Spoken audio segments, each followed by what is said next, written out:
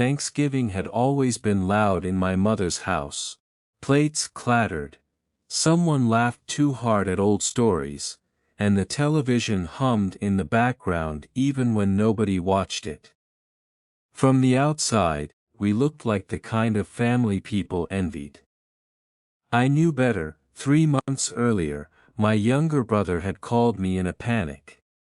He had accumulated nearly $60,000 in student loan debt, and the payments were catching up with him. By the end of the conversation, the request wasn't really a request anymore. "You've always been good with money," he said. "You can help me out this once." Helping meant emptying a large portion of my savings or taking on debt that wasn't mine. I told him no. Not angrily. Not dramatically. Just no. The silence afterward spread through the family faster than any rumor I'd ever heard. Suddenly I wasn't careful, I was selfish, I wasn't responsible, I was cold. Every phone call from my mother circled back to the same point. Family takes care of family. I wanted to ask why that sentence only seemed to apply in one direction. When Thanksgiving arrived, I almost stayed home. Instead, I convinced myself that one dinner couldn't hurt. For the first hour, everyone acted as if nothing had happened. My brother joked with my cousins.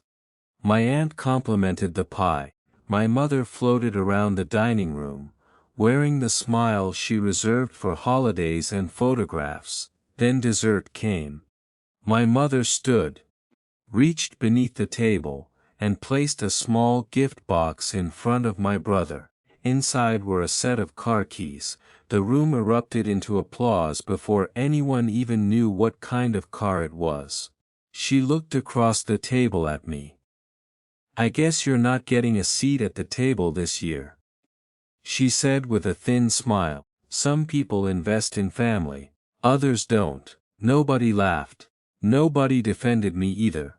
I looked down at my untouched slice of pie. For years I had paid for emergency repairs, covered unexpected bills, babysat nieces and nephews, and driven across town whenever someone needed help moving or fixing something. None of it had ever counted as investment because it had become expected. The first time I said no erased every yes that came before it. I folded my napkin, set it beside my plate. "I hope everyone enjoys dinner," I said quietly. Then I picked up my coat and walked out. The cold air outside felt strangely peaceful. My phone buzzed several times that night. I didn't answer. The next morning, while making coffee in my apartment, I saw 6 missed calls from my mother, then another. Curious more than concerned, I finally answered. "What did you do?" she demanded before I could say hello. "I don't know what you're talking about. The garage is empty." I frowned. "What? The car? It's gone. There was some company here with a tow truck. They left papers." I sat down. "What do the papers say?" She grew quiet. I could hear pages turning. "Repossession pending financing cancellation." I didn't say anything. A few moments later she continued, though her voice had lost its certainty. "They said the financing never finalized, something about income verification, and the loan not being approved after review." The picture became clear.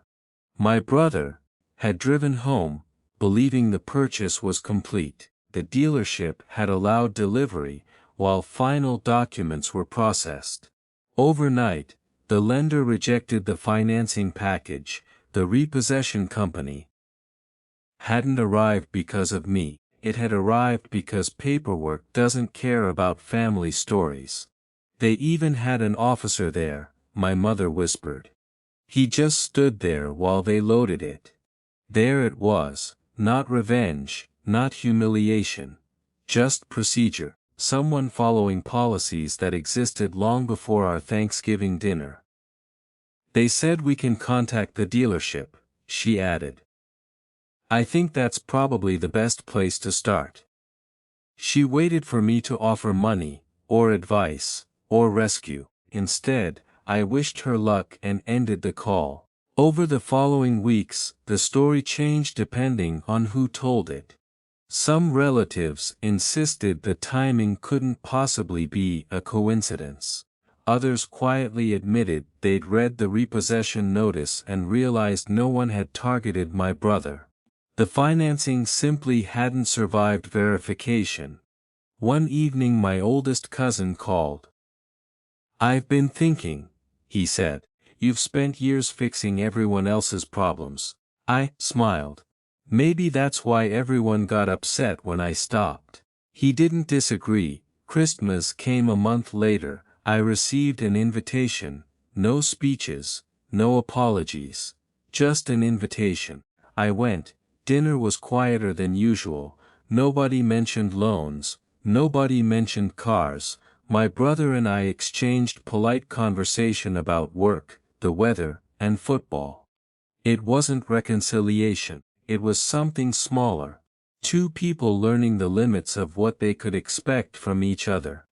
As I left that evening, I realized something had changed.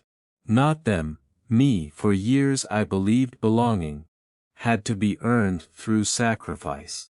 Every check I wrote and every crisis I solved had been another attempt to buy unconditional acceptance. It had never been for sale. Walking away from Thanksgiving hadn't solved my family.